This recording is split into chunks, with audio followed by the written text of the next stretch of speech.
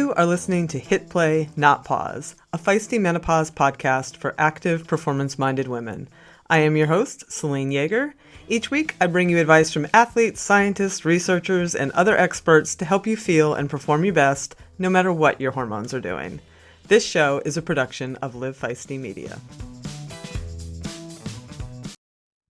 Hello, strong, feisty women. So before we get to it, I have a little announcement. I am going to be planning some question and answer episodes in the future where you can all send in some questions and I'll answer them on the show. I get so many direct messages that this just seemed like a natural avenue to address them and help each other out. So I have reopened the bat line where you are all able to leave messages during our 100th episode show where you can leave a voicemail with your questions. That line is at speakpipe.com/hitplay. They make it super easy to record your message on the website, and then I'll get to as many of them as I can. And I will put a clickable link in the show notes so you don't have to remember that. But it is speakpipe.com/hitplay. All right. This week, I am excited to bring you my conversation with Michelle Carlson of Strength Elevated. Michelle got into powerlifting about 5 years ago in her mid-40s after a mountaineering accident left her shaken and shattered. And she just fell in love with getting strong and how powerful it made her feel and how it helped her heal literally and psychologically, and how it helped her learn to refuel her body after years of dieting and calorie restriction that she was practicing as a runner and endurance athlete. At age 51, she is absolutely crushing it as a powerlifter and just set recently a bench press world record in her division this past November. I highly recommend following her on Instagram. Her images are super inspirational, and she shares some really poignant, powerful messages, like one on body image that I shared during our conversation in this episode. I will put a link to her Instagram in the show notes as well. Along with being a strength athlete herself, Michelle is a strength coach and a nutrition coach with a focus on plant-based nutrition for both athletes and the general population. You can learn more about her and her work at strengthelevated.com. Again, I'll put a link in the show notes. Before we get to it, I have a couple of announcements. One is if you are interested in learning more about lifting heavy shit and getting into lifting, we have created the Feisty Woman's Guide to Lifting Heavy Shit, where we walk you through everything you need to know about finding a gym and a lifting program that's right for you. And we even include a sample training week. And you can get that for free at feistymenopause.com/liftheavy. And I'll put a link to that in the show notes as well. All right, remember to sign up for my free weekly blog, also at feistymenopause.com, where I distill all the latest research and the thinking in menopause and what it means to you. Follow us on Instagram and Facebook at feistymenopause.com. Come join our private Hit Play Not Pause Facebook group. And I have an email. If you have suggestions for the show or want to give me some feedback, you can find me at hitplaynotpause@livefeisty.com. Finally, quick thanks to Inside Tracker for their continued and longtime support of this show. People sometimes ask me, what's special about Inside Tracker versus standard blood work?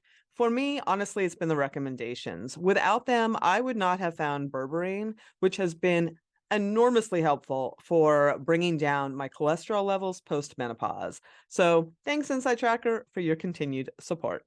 All right, enough of me. Let's have a few words about those awesome sponsors and get on with the show. All right. Well, Michelle, I am really psyched to have found you, and another listener recommended you, which is always awesome.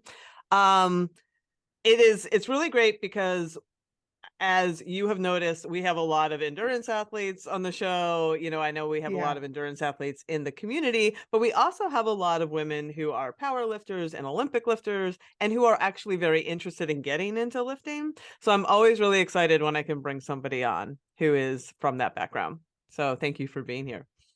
Thank you for having me. And speaking of endurance, even though you're primarily a strength athlete now, you started in endurance, right? I've lost. No worries. I got a great editor and she can cut this out. What's going on? You can't hear me?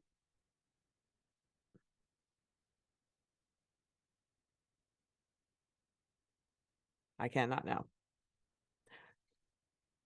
Check your settings. Now, can you hear me? Yes. Okay, I'm sorry. Like my AirPods just totally like went off. Okay, we can So, start over. so I get like it's just a snip of the editing. So I can literally just say like you situate and figure out like what is working for you. And then we'll just start okay. over. I'm wondering maybe if I should just take my AirPods off in case they do that again. So let me just Yeah, that disconnect doesn't them. make for good conversation when you can't when you suddenly I saw your face, I'm like, something's happening. Okay, let me see. Okay.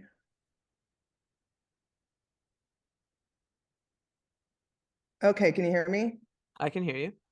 Okay, Can you good. hear me? Yes. Okay. I'm gonna start that over. So sorry. Oh, it's really that is an easy edit. She's just gonna be like, I'm like, the beginning was just cut that. So all right, ready? I am. Okay. Okay, Michelle, I am really psyched to have you on the show. We have a lot of lifters in the audience, and I know that they are very happy when I have one on the show because there is a lot of endurance people that I do have on. And there are a lot of people who are just interested, especially since I talk so much about the importance of lifting. There are a lot of people who are very curious and they want to start, and maybe they're a little intimidated by it. So I'm just always psyched when I get a strength athlete on the show. So thanks for being here. Thanks for having me. I'm excited to be here to share my stuff with you. Excellent. Well, I know you're primarily strength now, which we'll talk all about, but looking through your site, you started in endurance. So I'd love to just like get a bit of your background. Yeah, so I probably would have to say in my early 30s, I started running, and part of that, I really didn't do a lot of sports at all, and I didn't do really anything in high school or college, and maybe a little lifting at the gym. Yeah. Yeah. um, I just, it was my early 30s, and I was like, I want to get in shape. I want to look good in my bathing suit. Right. So there was that whole like physique drive going on there. So I just decided I was going to start running, and I fell in love with running, and started training and doing marathons. At that time, I did my first marathon, was sort of my first like introduction. I didn't start like small. I'm like, Oh, you I'm gonna started with a run. marathon. I started with a marathon. I'm like, I'm not gonna start small. I'm just gonna start training for a marathon. So How did that's it what go? it went okay. It took me about a little over 5 hours. But That's what you happens when know, you dive in. Yep. yeah. So then I just, and I just kind of kept running after that. And that progressed into more activities like long distance bike riding or cycling, and then eventually mountaineering. So Mountaineering. Like yeah, what kind of mountaineering? training to climb big mountains. So essentially long distance hiking, but up the side of a mountain. Well, I understand that, but like what were you doing 14ers? What were you going to Everest? Like what were you Oh, doing? yeah, I was climbing. So the mountains I climbed was Mount Shasta, Mount Hood, Mm, Mount Adams. So I was training to do those, which required a lot of training hikes, long right. distance training hikes to summit those. So eventually, we progressed from running to cycling to mountaineering, and so that was sort of my endurance journey, so to speak. And in your website, I saw that you had an accident in your mountaineering. Um, and it sounded bad. Like Yeah, what happened? it was unpleasant. Yes. As Yeah, mountaineering accidents so often are. yeah. So, at the time I was sort of in the middle of my mountaineering career, so to speak. And I had climbed several mountains prior to that. I climbed um, Mount Shasta, Mount Adams, done South Sisters in Oregon. And so I decided I was going to climb Mount Hood and in Oregon, and I ended up having an accident where I fell down the mountain several hundred feet and Oh, broke my ankles and my pelvis. oh my And God. Were you with so a team of people? Like, were you with a it lot was of people? it was my husband and I, Just the and two of you? yeah, and we both fell during Oh that time. no. Was he hurt too? He was not so, as severely as I was, but he was injured as well. So yeah, and prior to that, going into that climb, I had felt I had done a lot of training. I had climbed several mountains prior to that. So, I had felt really prepared going into that. So was, having that experience was pretty traumatic. No doubt. Like, we don't need to do a whole show on this, but I'm No, just it's like, okay. I'm just curious, like I mean, you broke both your ankles like that, like, and your pelvis. So how do you even, did you guys just have to radio did you get helicoptered off? Like, how did you even get out of there? Yeah. So we were very lucky that weekend because there was the mountain rescue team was on the mountain that weekend, and they actually had saw us fall. Oh, And because wow. there's a lot of people climbing, and they because it was a beautiful day, and it was a great day for climbing. So they were there, and we were very fortunate to have a team of people who were there to help us. And we did end up getting flown off the mountain just because our injuries were too severe for anyone to get us down, Yeah. and we obviously couldn't get ourselves down. So they got us off, and then you know and then we went from there and did Wow. a long journey of recovering from the injuries, not just physical injuries, but a lot of emotional and mental No uh, doubt. trauma after that. So I know that from your website that you got into lifting sort of through this trauma that occurred, both physical and emotional. Can you talk a little bit about how you got into lifting from that? And I'm curious, did the mountaineering career stop there, or did you go back to the mountains? I did not go back to the mountains. I do a lot of hiking Mm-hmm. still, but um, the risk just became too high for me. Reasonable.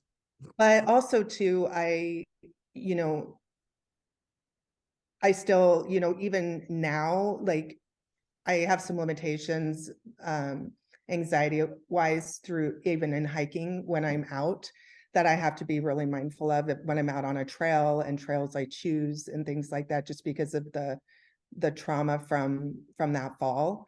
And so yeah, so no more mountaineering or climbing Mm-hmm, per se, mm-hmm.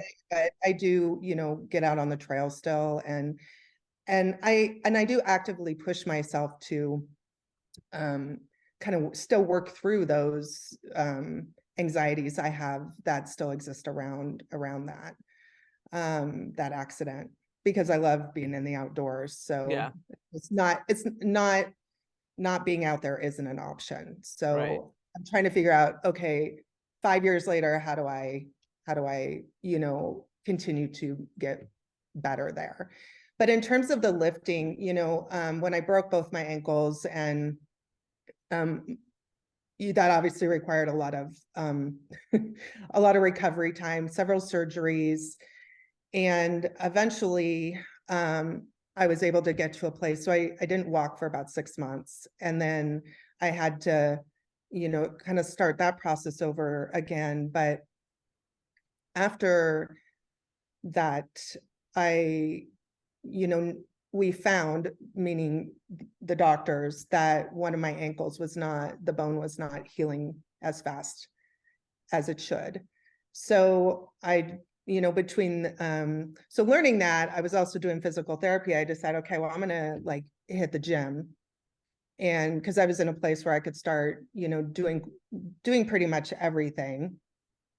And I'm like, I'm gonna start squatting, because resistance training has been shown to improve bone growth. So I started doing that, and in that process, my bones healed, and I fell in love with lifting heavy, heavy, as heavy as I can within Yes, reason. we'll Of get to not, that. of not like falling down a mountain again, so to speak. Right. So, so, so you get into lifting, and then at some point you get into like powerlifting, right? Yeah, and that wasn't even on my mind. I part of the How old accident, were you when you got into powerlifting? I was about 5 years ago, so around Okay. 45-ish, Yeah. and 46. And that wasn't even on my mind. I I just was enjoying lifting, um and then I enjoyed lifting heavy. And then my husband was like, hey, let's go to this gym. It's a powerlifting gym. And that's sort of where it started. I was like, oh, I like this, and everybody was kind of doing the same thing. They're like, let's see, let's do our deadlifts together, and how far can we, push this. And then there's the process of training, and continuing to grow and add more weight to the bar. And I noticed also I was getting stronger physically, which I really loved, just sort of that empowering feeling of strength. And that was also coming back in, I was coming back from a place of injury. So my strength was getting a lot better. And I also had never really experienced that before, because it was always in the past about, just getting leaner. Right. Right. Right. Right. And Right. And emotionally, like it had to have been good to feel strong, right? yes. Yeah. Because the accident had actually really shooken me in a way to where my confidence was just like, I was pretty broken emotionally after that. Yeah. Um, for a lot of reasons, just, what did I do wrong? Just a lot of guilt, and, and kind of having to work through that, the anxiety and things like that. So lifting helped me sort of get some of that confidence back that I had lost. I'm like, okay, I'm getting stronger. And it also helped release a lot of the anxiety I felt around what had happened, and depression too. So it's hard to Accident. explain.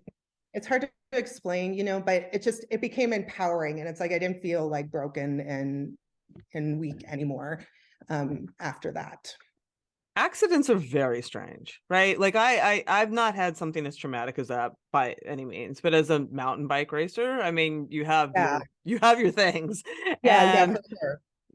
and it's because it happens so fast, and you're just like, you so desperately want to just take 2 seconds back in time, right? Like I remember feeling that often. Like it's so hard to just, you have to accept what happened and figure out, like it's difficult.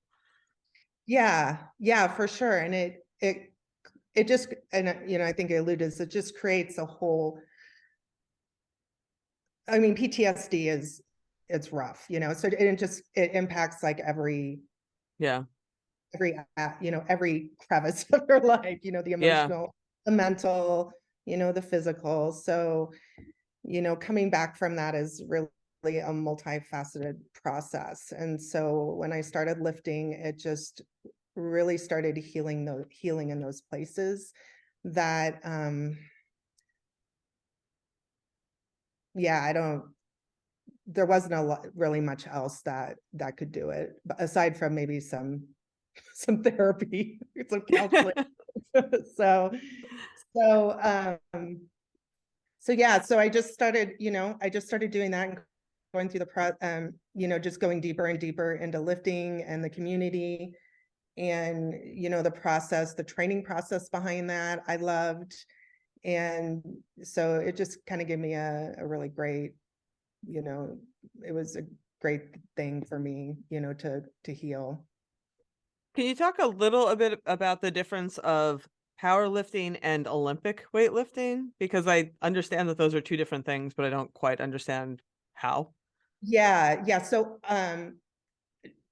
I'm not like extremely proficient in Olympic lifting. I do know it's the process of moving the barbell from the floor to an overhead position through, I believe, the snatch and the clean and Yeah. jerk. Yeah. Yeah. Um, Okay. I have actually never trained in that.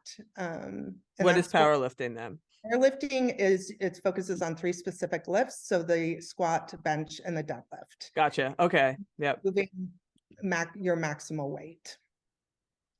So yeah, so that would be sort of a very general differentiation between the two. And you've gotten quite good at powerlifting. I have seen you set a world record for your age group and Yeah, weight yeah. class. Yeah, you have That was record in the super squat exciting. and overall total and bench press. So what are those? Like what are your records?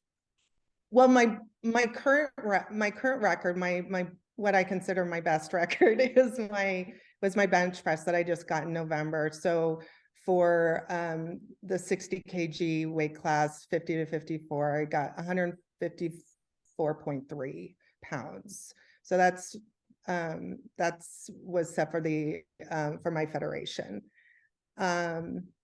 Yeah, and then my squat and my overalls were set early on in my powerlifting career. So, and those were set in the state of Oregon.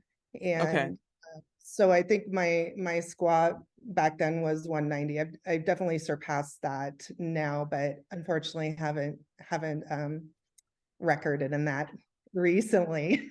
Gotcha. So, and the overall total is just sort of the combination of the 3. So even if you don't hold the record, you can still hold the overall total if you're high enough. That makes sense. So what does the training look like for that? I mean, those are, I mean, this I can see a squat and a deadlift, but like benching, my deadlift's way better than my bench, that's for sure. But like, what is your training like? What does a week look like for you? So it's changed a lot in the last Oh, 5 years. So when I first started training, I think I would train like 4 days a week. And then I was also still running, which I don't do anymore. So, because they aren't necessarily, if you're trying to build your strength, running isn't necessarily super compatible with that. right. So, so I lift 3 days a week, and then I do some easier stuff on other days, like a little bit of cardio and a little bit of walking, just for health, you Hmm. know. But it's evolved, and a lot of that is because I've gotten a little bit older and I've had to put recovery as the front rather than the training. So the training has to allow me to recover. So Right. yeah, so it's been definitely dialed back, and you know, the intensities in the intensity is still there, volume is down quite a bit. Right. And so right now a typical day is or a typical week is 3 days a week, and I generally will do main lifts, variations of main lifts, and some supplemental exercises that support that. So I'm in off season, so I'm not necessarily working on my competition lifts or doing those a lot. I am doing stuff that builds those. So, for example, I may be this block, I'm doing a lot of squatting with the SSB bar, What is the that? squat safety bar. So, that like a old. Smith machine or no? No, it's a bar and it has the handles down in front and you load it like a regular barbell, but it sits higher on your back. So it hits the quads and more in the upper back, quite a bit Gotcha. more. So, what that allows me to do is work on those areas that will hopefully will transfer over to improve my competition squat. So my off season is spent a lot in working outside of the main lifts, but in ways that will continue to help me grow Right. it. And then So when you talk about how you're periodizing that, is that looking like, I know like the volume might be lower in general, but is it higher volume right now in the off season? And then are you lifting heavy all season long? no, my coach has me doing a lot. We're working more like with triples and things like that. And RPE, I usually don't go, higher than an 8 or an 8.5 on What are that. triples? Like sets of 3. Like I Oh, might do okay. two sets of 3 or 3 triples. So for example, I might be programmed 3 3 triples on an SSB squat at RPE 8 to 8.5. Okay. So, but there's not a ton of focus on going to my maximum in off season because it's, it takes a lot of time to recover from that.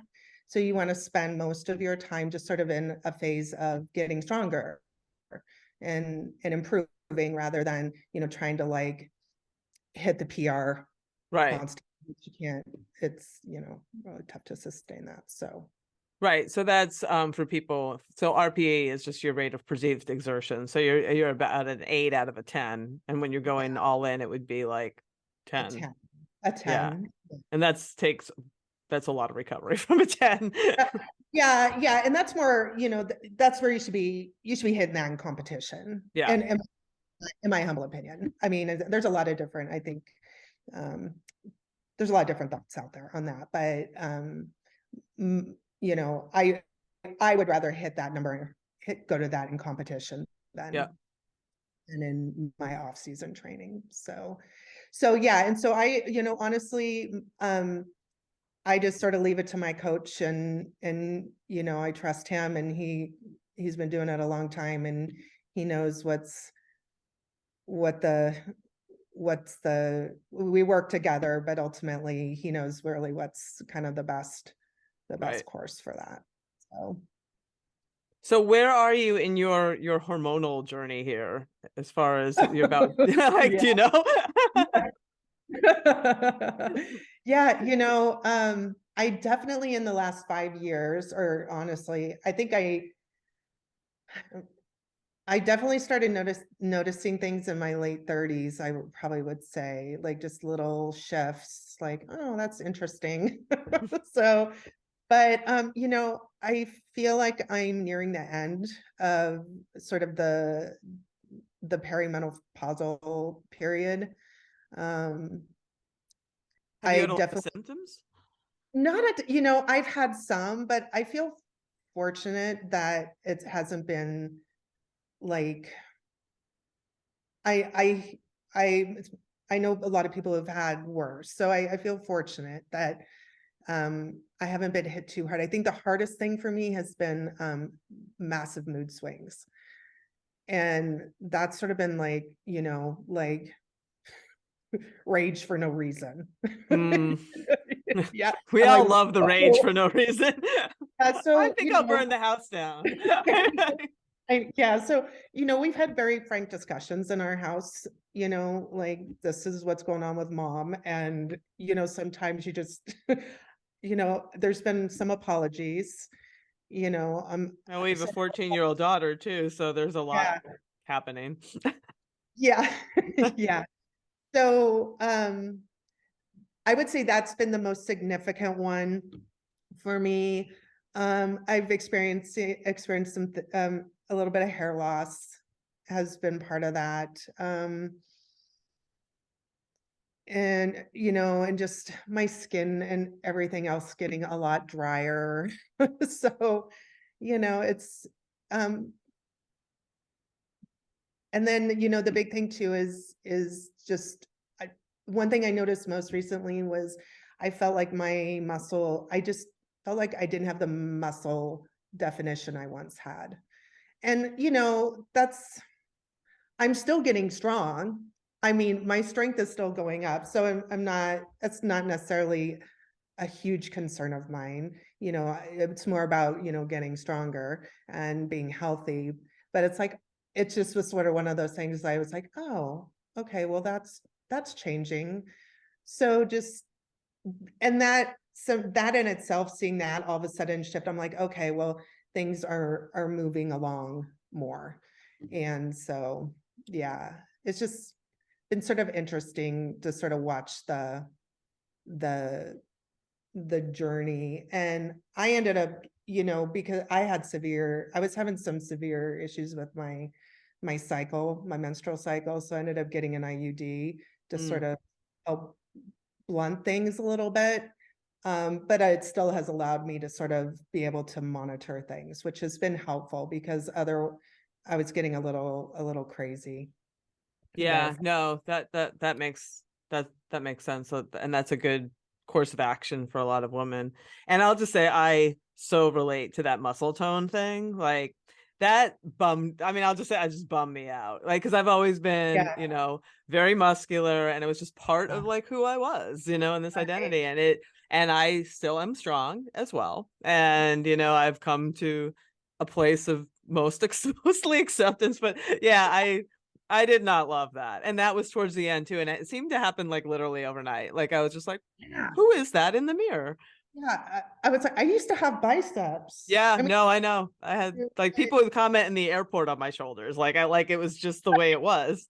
And I'm just like, okay, like that's different. I don't love it, but like here we are. yeah.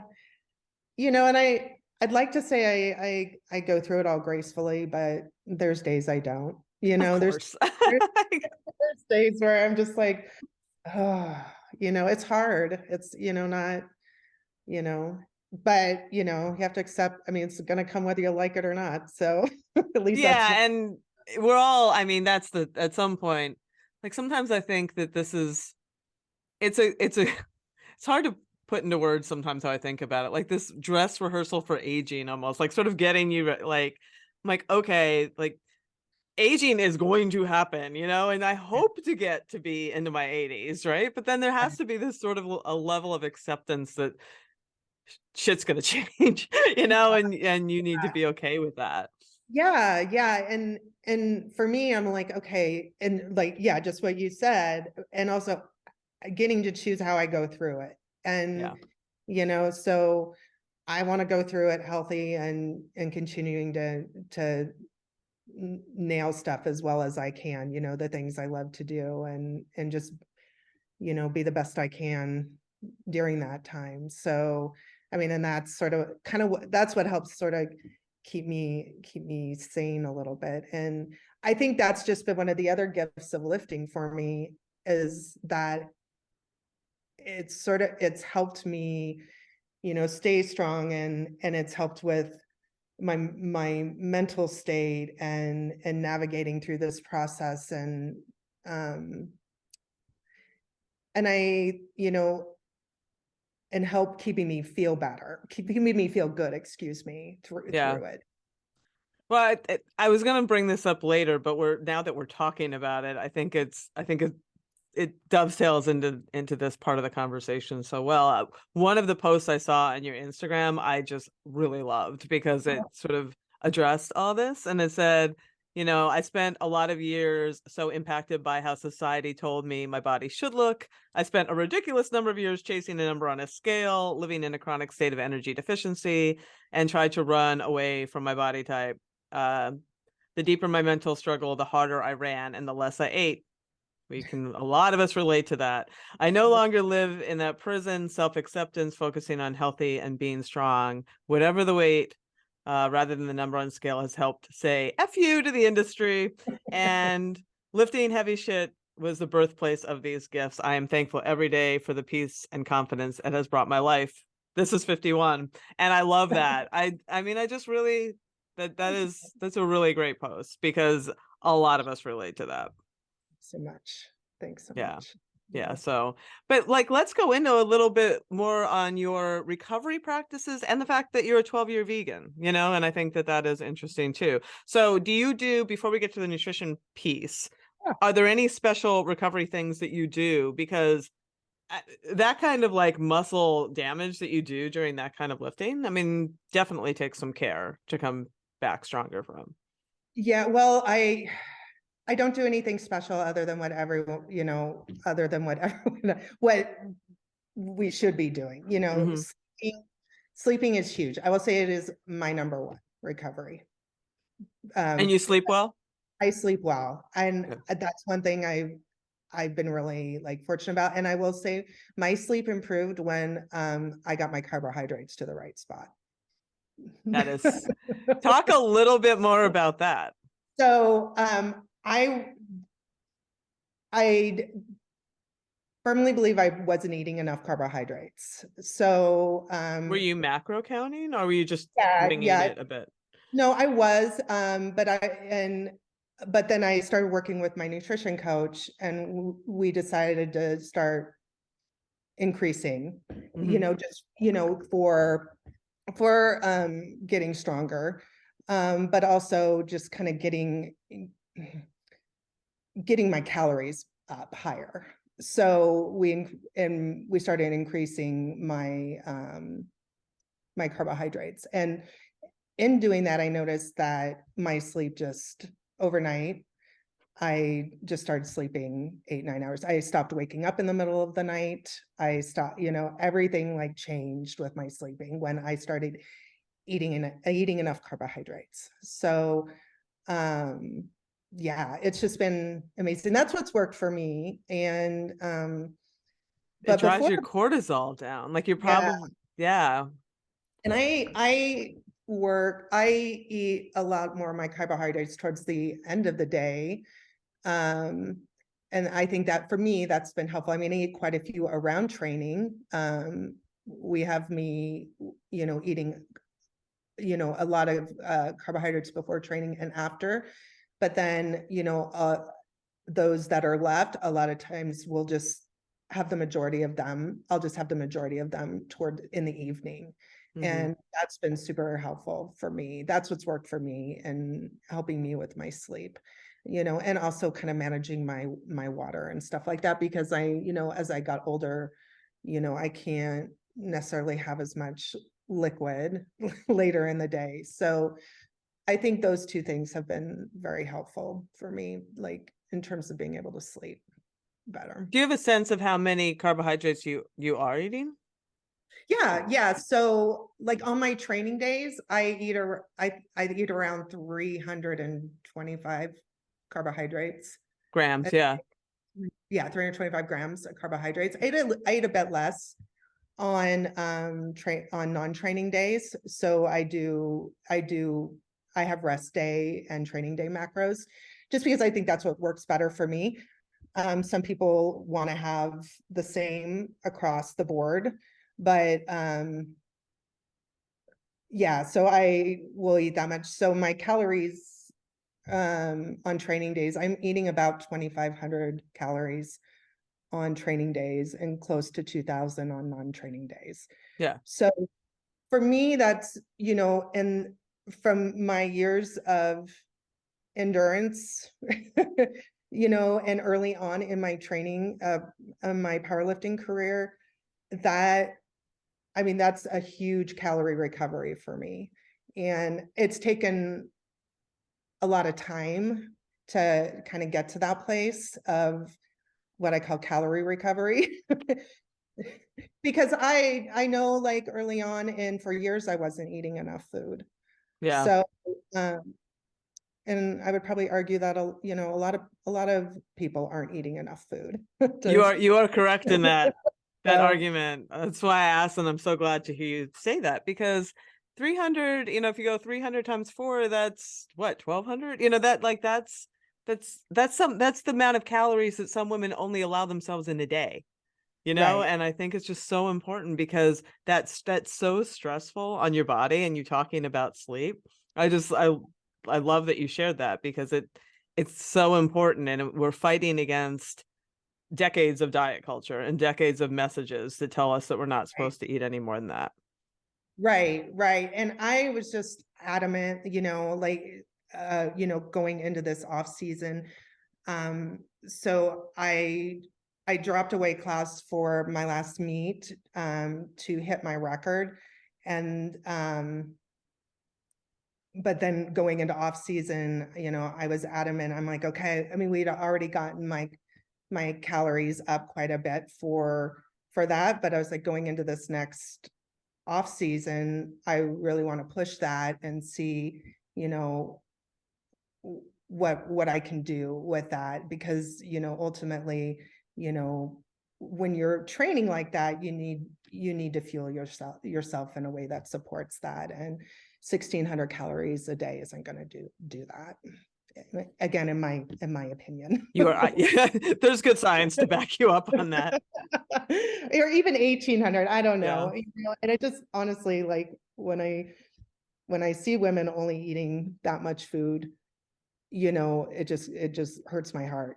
Yeah. Yeah, no, me too. I mean, there's some days like I'm like, there's some days I burn 3,000 calories a day or four if I if I'm Yeah. on my bike for that long, Yeah. and lifting. And I think people Yeah. just, yeah, I'm glad this is all great to hear because it just, the more people hear it, I think the more they might be like, okay, like if I sleep better, I'll try this thing, like, Yeah. yeah, Yeah.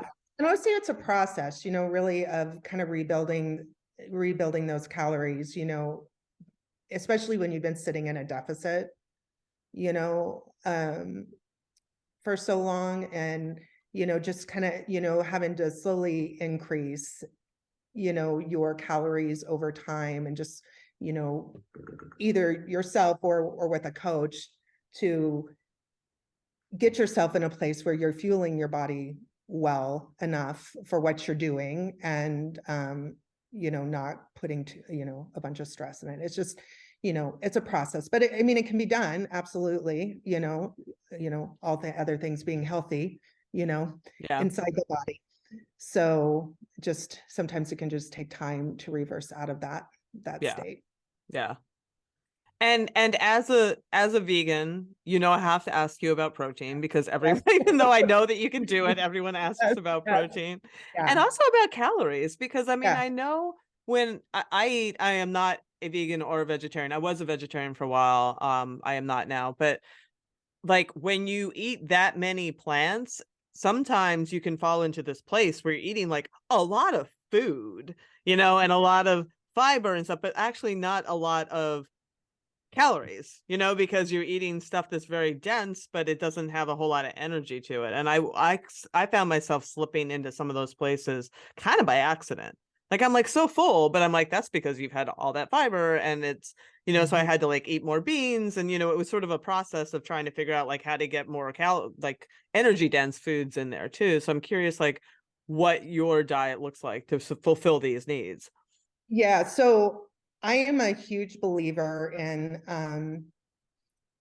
including low carbohydrate, higher protein plant or vegan options in a diet. So I tend to fall in that place of not just beans and veggies, but we also need tofu. We also need tempeh. We need edamame. Seitan is a good option, because those are lower carbohydrate, higher protein options, and they also have a better essential amino profile than just plants and beans.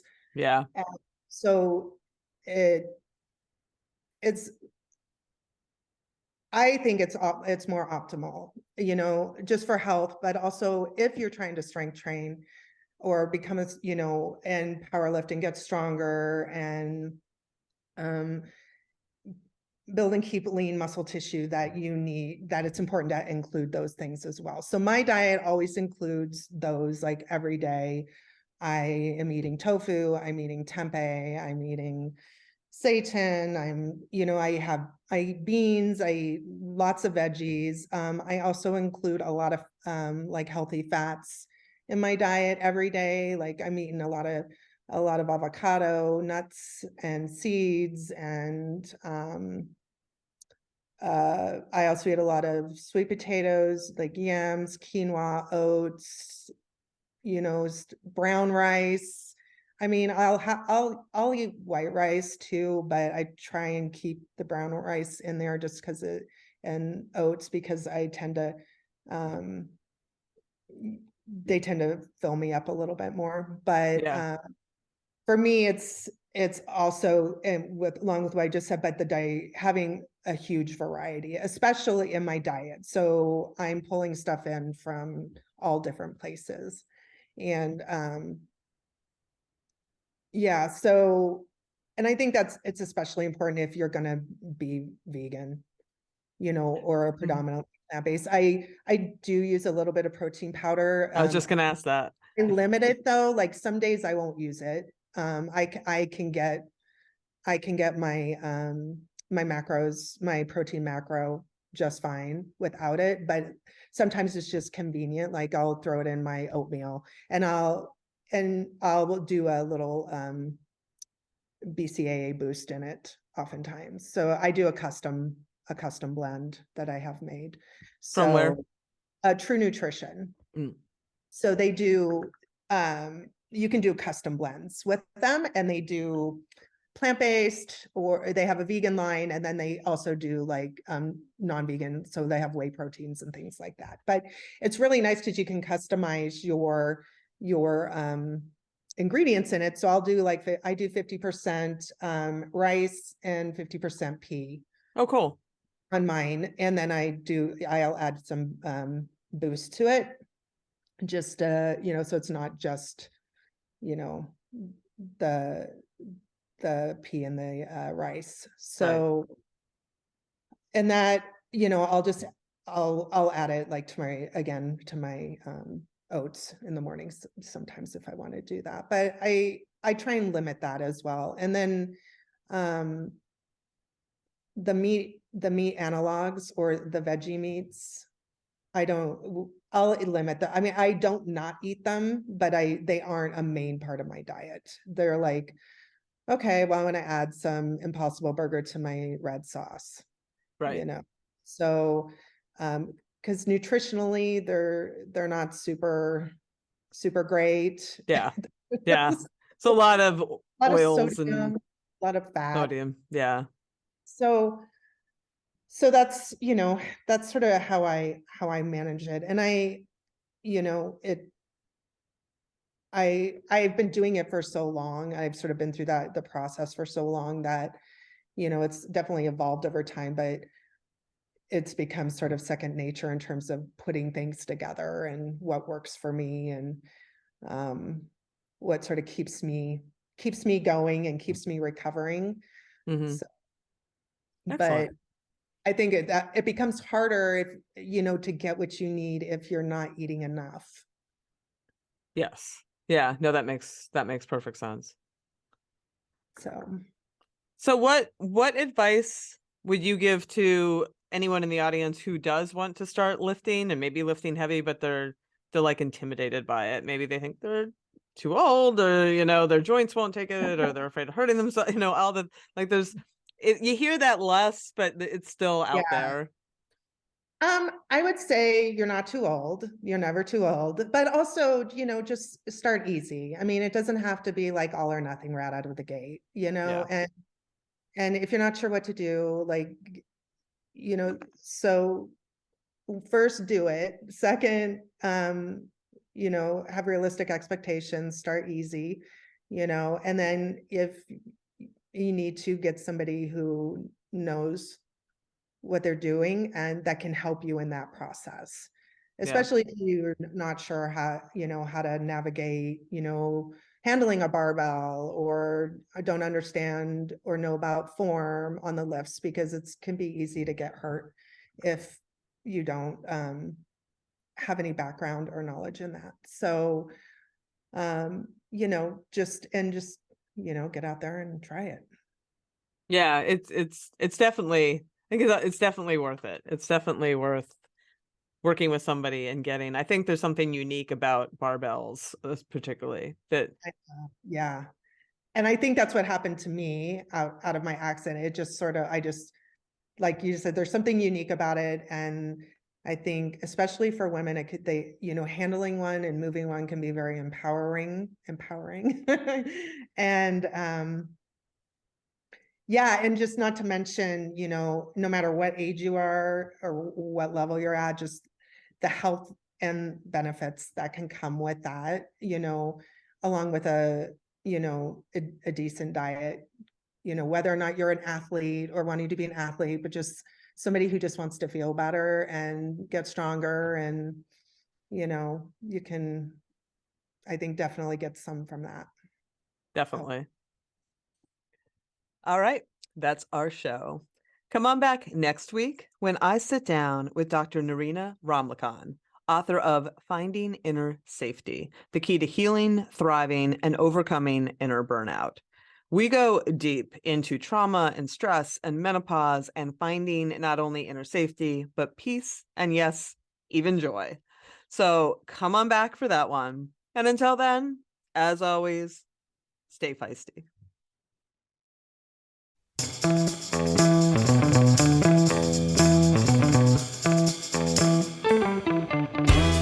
You've been listening to Hit Play, Not Pause, a feisty menopause podcast for active, performance-minded women.